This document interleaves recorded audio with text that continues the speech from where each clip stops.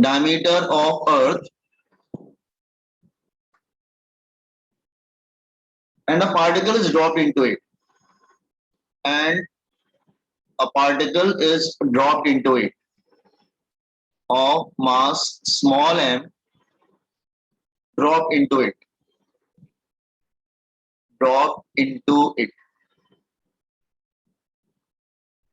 ठीक है. Find the time period of oscillation of particle. Find time period of oscillation of particle. ये बहुत बार आया है.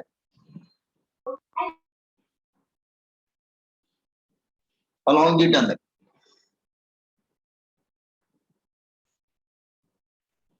Just here, let me explain you. Let's say, let's say here, this is earth.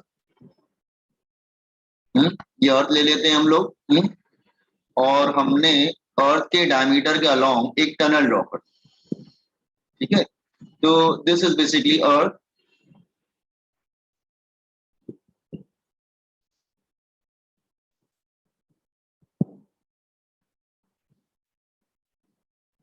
This is earth.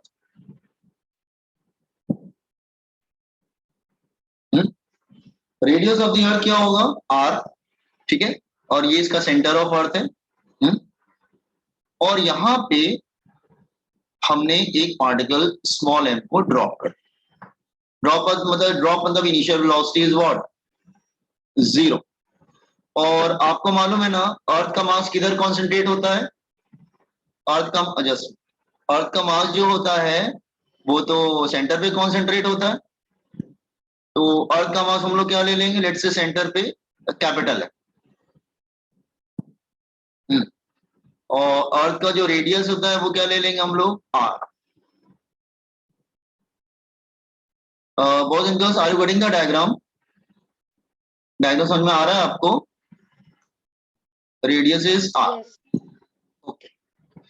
तो आप कहेंगे अच्छा, आपको याद है हमने बताया था कि जैसे जैसे अर्थ के नीचे जाएंगे तो एक्सेलरेशन ड्यू टू ग्रेविटी कम होता जाता है, और सेंटर पे क्या हो जाएगा, 0 हो जाएगा. तो ये जो पार्टिकल है ना, ये अट्रैक्ट होता है तो इट विल कम डाउन. ये नीचे आएगा, लेकिन जैसे जैसे नीचे आएगा अट्रैक्शन कम होता जाएगा. सेंटर पे अट्रैक्शन 0 हो जाता है तो फिर वो आगे चला जाता है. इट्स लाइक दिस वे, वो ऐसे आता है फिर वो आगे चला जाता है, देन वापस वो टर्न करके फिर वापस आता है अट्रैक्शन की वजह से, वो फिर आगे चला जाता है. And it will continue like this way. और इस तरह से वो ऑसिलेट करता रहता है, ठीक है. इस तरह से वो ऑसिलेट जो है वो करता रहता है, ठीक है. तो लेट्स से हम यहाँ पे ले लेते हैं. Let's say particle is reaches here. Particle यहाँ पे आ जाता है. लेट्स से हियर पार्टिकल को ड्रॉप किया और पार्टिकल, जस्ट अ मिनट बेटा, एक सेकेंड. हाँ, पार्टिकल को ड्रॉप किया. Now particle reaches here. Particle को ड्रॉप किया तो पार्टिकल यहाँ पर आ गया. डायग्राम समझ में आ रहा है ना. उसको ड्रॉप किया तो वो यहाँ तक आ गया, वो इधर गिरता इधर तक आ गया. अब जो है उसका जो डिस्टेंस है वो कितना बचा है इधर, x. कितना डिस्टेंस बचा, लेट्स से x ले सकते हैं डिस्टेंस, ठीक है. Let's say distance is x. ये डिस्टेंस हम लोग x लेते. तो now particle is here.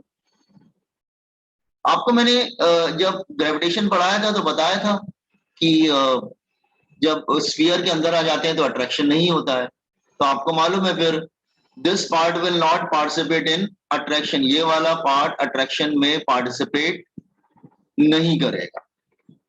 Only inner sphere will attract, ठीक है. जैसे अंदर वाला स्फीयर अट्रैक्ट करेगा. तो force between the two particles, force between mass and particle, force between mass and small m, मतलब अर्थ एंड पार्टिकल.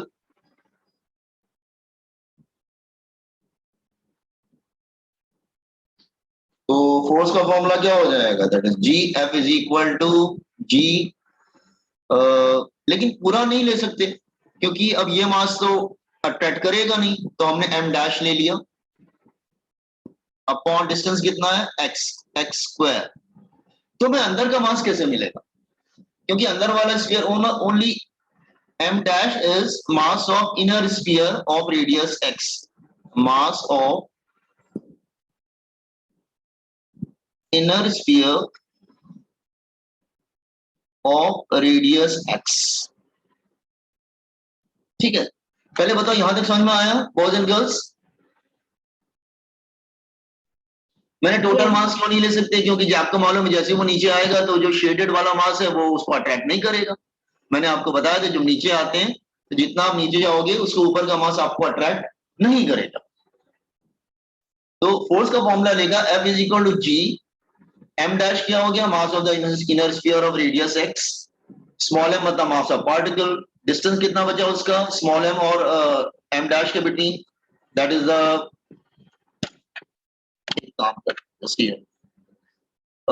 अर्थ का मास हम लोग ले लेते हैं कैपिटल M, और हम लोग कंफ्यूजन नहीं होना चाहिए इसलिए हम लोग क्या करते हैं, अब अंदर वाले स्फीयर का जो मास है ना वो हम लोग ले लेते हैं m dash, m dash is the mass of inner sphere. ठीक है, तो m डैश कैसे निकालें, तो हम लोग अभी ट्रिक यूज करेंगे, हम लोग पहले यूज करते थे क्या, mass is equal to volume into density, ये हम लोग पढ़ चुके हैं बहुत बार, हम लोग ये ट्रिक यूज करते हैं इनटू डेंसिटी।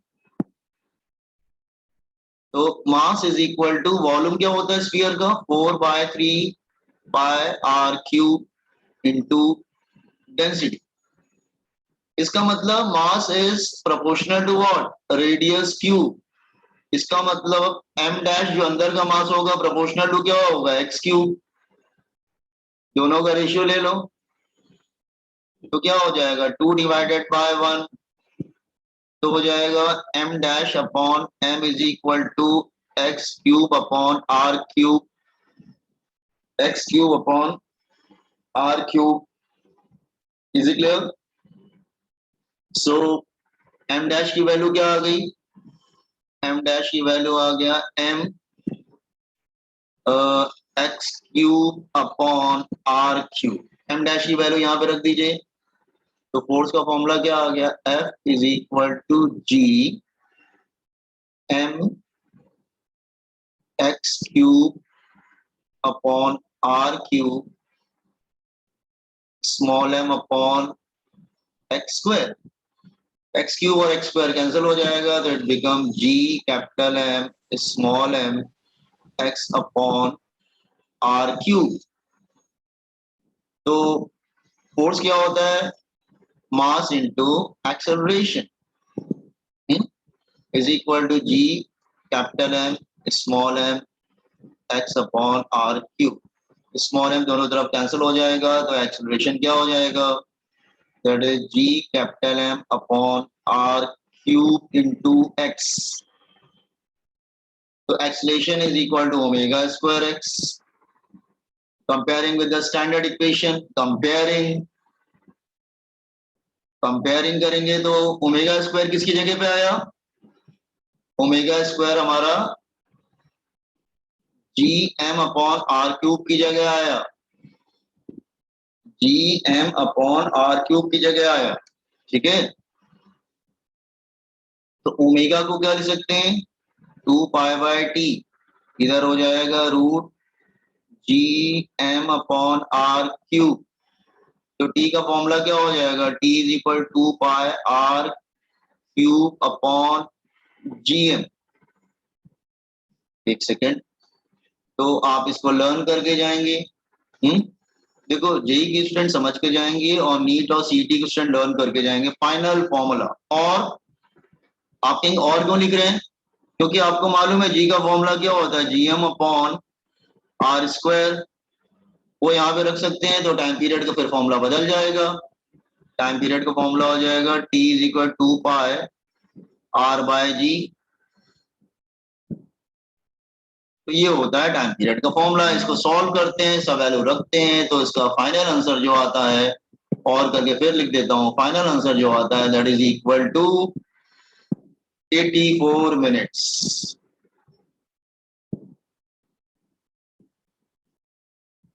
तो सीईटी और नीट के स्टूडेंट लर्न करके जाएंगे, आता है वो सीधे टिक कर देते हैं, फॉर्मूला ही पूछता है बेटा उन लोग को, और ज्यादा नहीं पूछता है। जब भी पूछा गया नीट और सीईटी में या तो फॉर्मूला पूछा गया है या तो वैल्यू पूछा गया है। हाँ, जेई के स्टूडेंट दे शुड नो कि कैसे डिराइव किया। देख लो पूरा डेरिवेशन एक बार, just check it.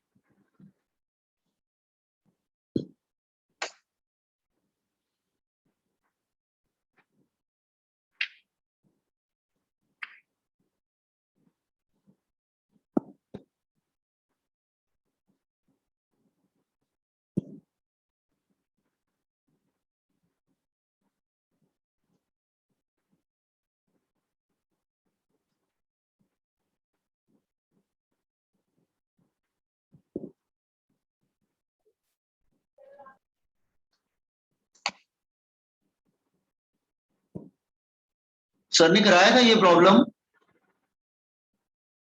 No sir. तो फिर किसने पूछा था मेरे से? मैं पूछ रहा था।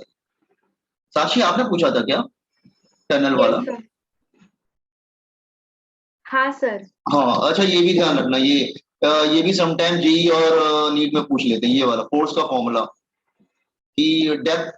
हाँ, जब नीचे जाता है तो फोर्स का फॉर्मूला क्या होता है? तो फोर्स का फॉर्मूला ये रहता है, x is the distance from the centre, x is distance x from centre. ये भी पूछते हैं समटाइम एमसीक्यूज में।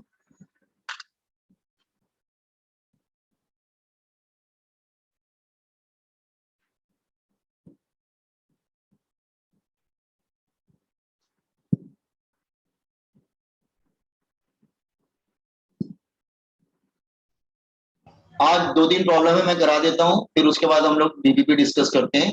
हमारा 2 दिन और बचा है, डीपीपी डिस्कस कर लेंगे।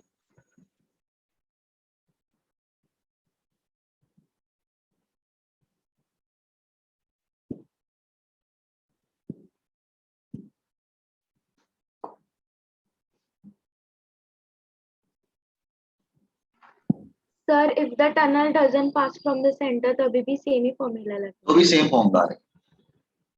Okay.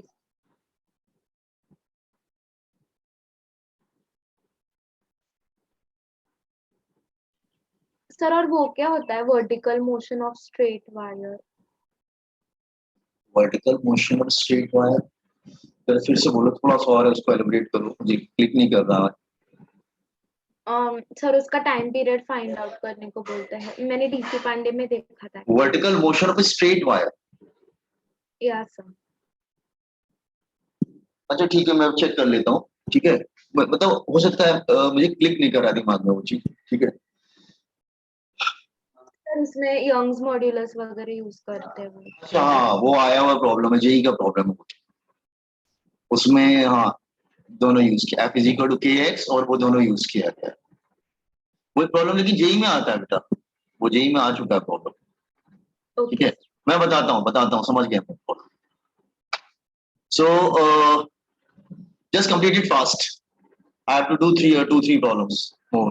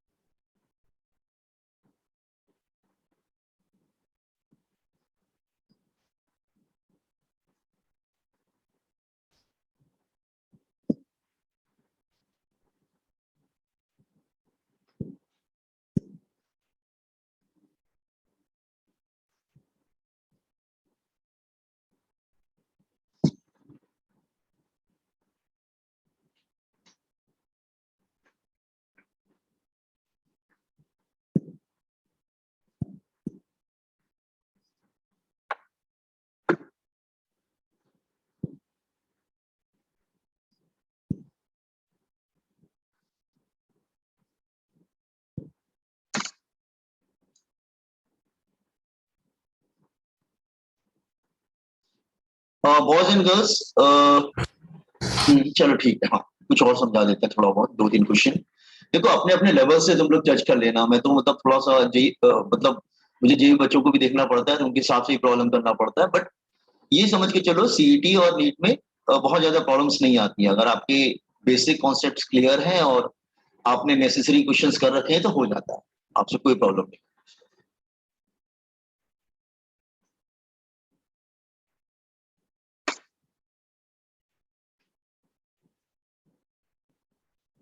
Once you complete this, inform me.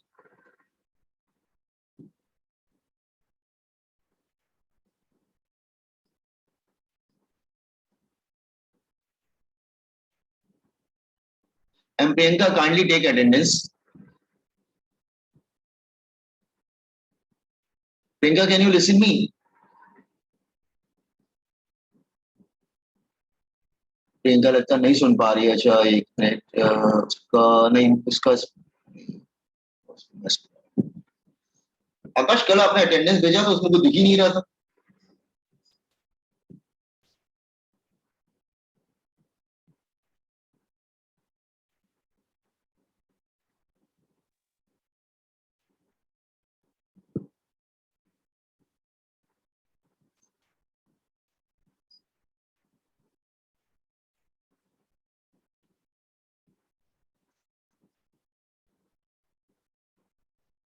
Okay done everyone. अच्छा आंसर याद रखना, नीट वगैरह में पूछते हैं, सीईटी वगैरह 84 मिनट आंसर, 84 मिनट आता है इसका। अच्छा now one more question. oscillating cylinder, oscillating cylinder, can I scroll everything down? कर लिया आप लोग ने कि नहीं? Yes. अच्छा कोई अटेंडेंस ले ले प्लीज। कौन ले रहा है? कोई ले रहा है ना? आकाश तुम्हारा अटेंडेंस साफ नहीं आता है, कोई और लेगा अटेंडेंस क्या? एनीबॉडी? कोई अटेंडेंस ले लेना। हाँ एनीवन? ठीक है। ऑसिलेटिंग सिलेंडर, इसको देखो जरा। हाँ yes Rishikesh you can take it. हाँ Rishikesh you want to ask anything? No sir attendance. Okay हाँ तुम ले लो अटेंडेंस, ठीक है। अच्छा सबने कंप्लीट कर लिया इसको? Yes sir. Okay now so oscillating cylinder देखो, this is it's a let's say liquid or water,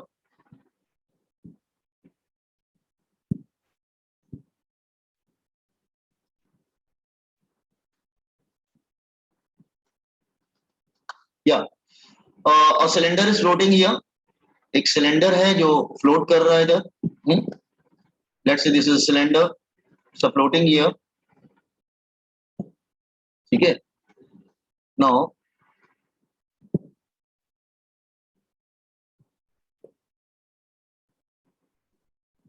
and it's floating, float कर रहा है, सो फ्लोटिंग।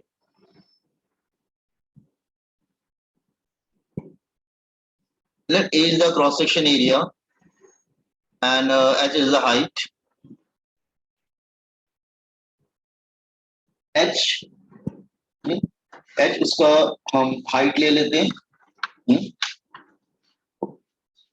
देन अगर हमें सिलेंडर को लिसन प्रोपर्ली लिटिल बिट अगर प्रेस करेंगे तो what will happen? Little bit press करेंगे तो started what? It started oscillating, वो ऑसिलेट करना स्टार्ट कर देगा। फिर काम करते हैं, वेट एक सेकेंड, जस्ट वेट बेटा नेट गया। होल्ड करो एक सेकेंड।